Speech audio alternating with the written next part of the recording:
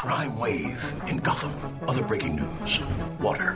Wet. Coming up, more problems for a troubled earthquake. Yep, We're having an earthquake. Breaking into homes and tickling people. Fans quickly trashed his pantsless look on social media. Also, in other news, The whistles go woo! He was murdered and then set on fire while celebrating his birthday. He's on the lean and the model. I said, oh, Lord Jesus, it's a fire. He thought the car was a spaceship and that the driver was an alien. He lost his life savings, $2,600, and all he has to show for it is this stuffed banana with dreadlocks.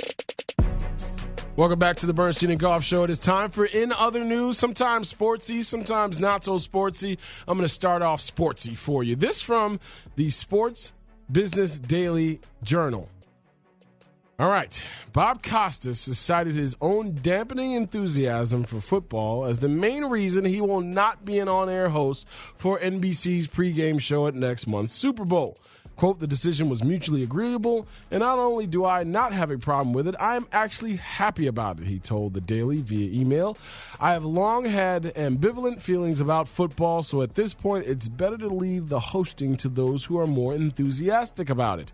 News that Costas would not be in Minneapolis came as a surprise yesterday, especially since NBC last year specifically said that the veteran broadcaster would work the Super Bowl as part of a pared-down on-air schedule. But Costas dismissed the idea that his November comments at a University of Maryland seminar where he offered a bleak assessment of football's future served as a catalyst to keep him off the telecast. Costas says, I've been making the same points for several years, often on NBC in halftime commentaries, interviews with Roger Goodell and other prominent NFL figures, appearances on CNN and elsewhere. I've addressed the issue of football and its undeniable connection to brain trauma many times. Why? Because the evidence is overwhelming and the effects are often devastating. It's the elephant in the stadium at every game, whether others choose to acknowledge it or not, and it's not going away. So the idea that I'm only now finding my voice on this, or that NBC was taken aback by what I said at Maryland, is just wrong. It's all simple and straightforward. Dan Patrick and Liam McHugh will host the Super Bowl 52 pregame show from Minneapolis with a roster of talent that includes Tony Dungy, Rodney Harrison, Mike Florio, and Dale Earnhardt Jr. The broadcast is in good hands, he says, and they don't have an appropriate role for me or compelling reason to use me. All involved are fine with that. Some very interesting words by Bob Costas, a voice of a generation. You know, he's been the voice of sports, one of the voices of sports in my youth and in other people's youths for a very long time now. Not to hear him, it'll be kind of weird, especially because NBC has the Super Bowl, but he's stepping away because he doesn't like what the game has done. And then your guy Jason Whitlock said that the head trauma issue should never be discussed around the Super Bowl because the Super Bowl is a celebration, and he believes that all NFL players should be required by rule to stand for the national anthem. Okay. Yeah, Uncle Ruckus has always got himself a job. Funny how that works. You know how I feel about NHL coach John Tortorella now with the Columbus Blue Jackets. I will love him forever. One moment. For the one moment where he said to a reporter, don't say talk about, ask a question. It's one of my pet peeves. Can you talk about? Yes, I can talk about that. Ask me a question. Don't say talk about it. Ask me a question, please. I'm not going to talk about it if it isn't a question. I love you for that forever. I mean, this guy could go on a string of bank robberies, and I would still love the guy for that. Former players often fall into that. Caron Butler did it a lot last night in the players only broadcast on TNT. That's a huge goal he scored in the first period. That's how I describe it. Thank you. Thank you. Now, I don't know how good a coach he is, really, at all. He's also a stand for the anthem and get out of my way guy, but I can dig it. So you did a story about the so-called Las Vegas Golden Knight flu that is allowing Las Vegas to be an absolutely rip-roaring home team as they've stormed out to their divisional lead as an expansion team, right? Crazy. So teams they're getting into, they're landing an hour before the game, and guys are in uniform going directly to the arena, so they can't Dallas did that. They can't even dare to go near a slot machine. Well, Torts is doing it differently. Uh-oh. He said, not us. We wanted to go early. They are embracing the opportunity to get a couple Vegas nights before they took the ice last night against the Golden Knights. And this is Tortorella. I think when you start trying to treat your players like 10-year-olds and babysit them and don't allow them to go out and enjoy some of the cities they're in, you're going down the wrong road. I trust our team.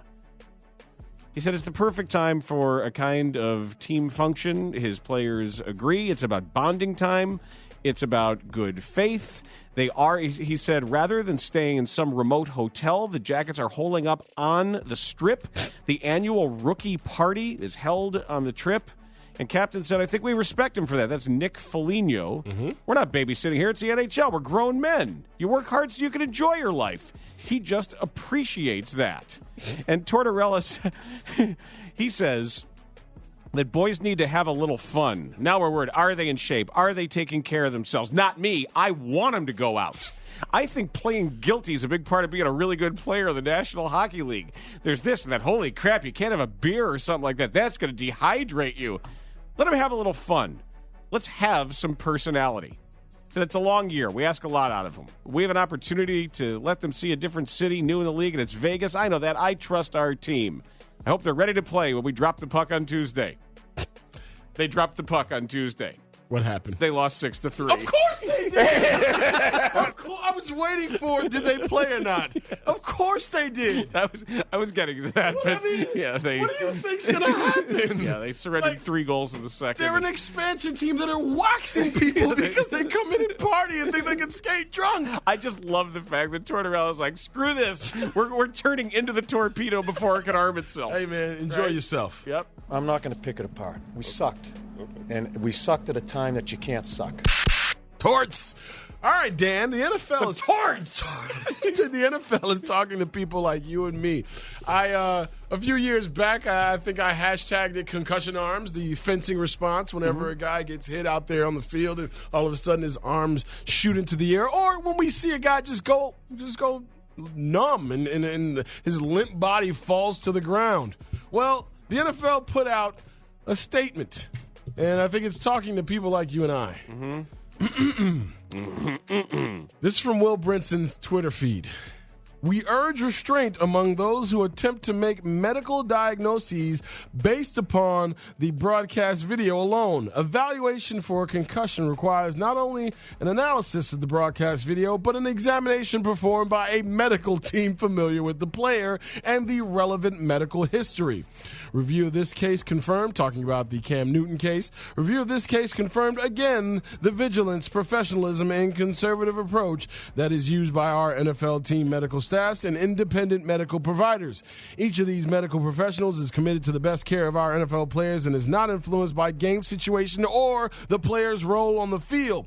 To suggest otherwise is irresponsible and not supported by the medical facts. Pretty much saying, hey, Twitter doctors out there, shove it. Shut your asses up. That's what that is. I have not seen a response like this. Whenever they've addressed the concussion issues, that means it's getting close again. And I know another suit can't be brought up. You know, it's one and done. You can't come back for any more money. But the Russell Wilson situation, and then all of a sudden Cam Newton having a problem with his visor in his eye after he got knocked silly in a playoff game.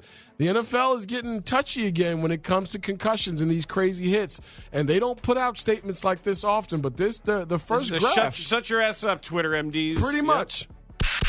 St. Petersburg, Florida, this AP story. The owner of a $300,000 Ferrari is suing Marriott International, saying a hotel valet gave his keys to a young man who was trying to impress a woman he just met. The Tampa Bay Times reports that 73-year-old attorney James Skip Fowler parked his yellow parked his yellow 458 Italia Spider. Ooh. Yeah. Ooh. Yeah, outside the Vinoy Renaissance Resort and Golf Club last July 27th while attending a lawyers' convention in St. Petersburg.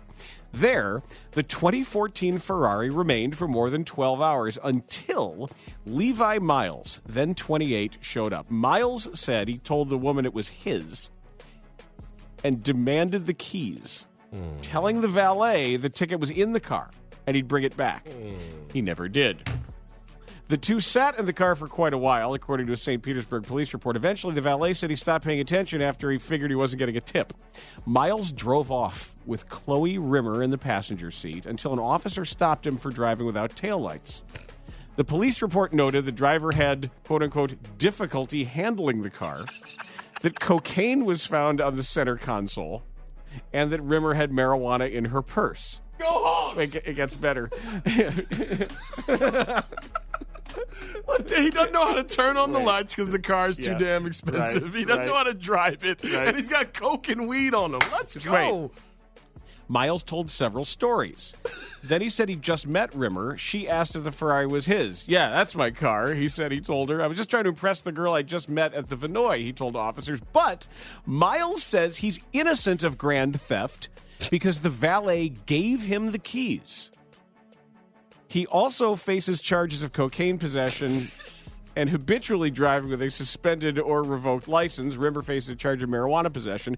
Fowler, meanwhile, is accusing the hotel and the valet, 717 Parking Enterprises, of negligence. He said he had to spend significant sums on car inspections, repairs, and legal fees after he got his Ferrari back, and that its value had been diminished. But you think? Yeah, but the balls on this guy. Yeah. That's my car. Give me the keys right now. Yeah, that's. Hey, if you talk forcefully enough to some people and act like you belong, you'd be surprised. People make some careers out of it. Yeah, real deal. Yep.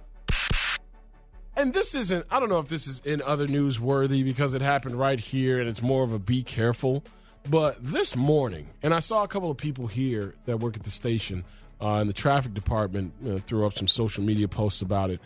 But this from NBCChicago.com this morning. Freezing drizzle made for dangerous driving conditions, causing more than 100 crashes in Chicago suburbs this morning. At least 2 people have been killed in the wrecks. The entire metro area was put under a winter weather advisory with the National Weather Service warning of a glaze of ice on roadways, parking lots, and sidewalks during the morning rush hour. So for everybody out there, please be careful. And this is also a reminder. Making us sound like Atlanta all of a sudden. That's what I'm saying. Yep. This is a reminder for all the people who want to make fun of people in the South when a little bit of snow gets on the ground. It's not about the snow. It's about the black ice and the ultra hilly terrain that a lot of those regions have. And all of a sudden you're sliding up and down hills and sliding off the road and all kinds of weird things happening. So, yeah, the big, tough Chicagoland area had a bunch of wrecks, and unfortunately 2 people died this morning because of the unsafe driving conditions. Kind of something to keep in mind the next time you want to make fun of Houston or Atlanta or Louisiana for a little bit of snowfall. It's not the snow, it's the ice, as too many people experienced this morning.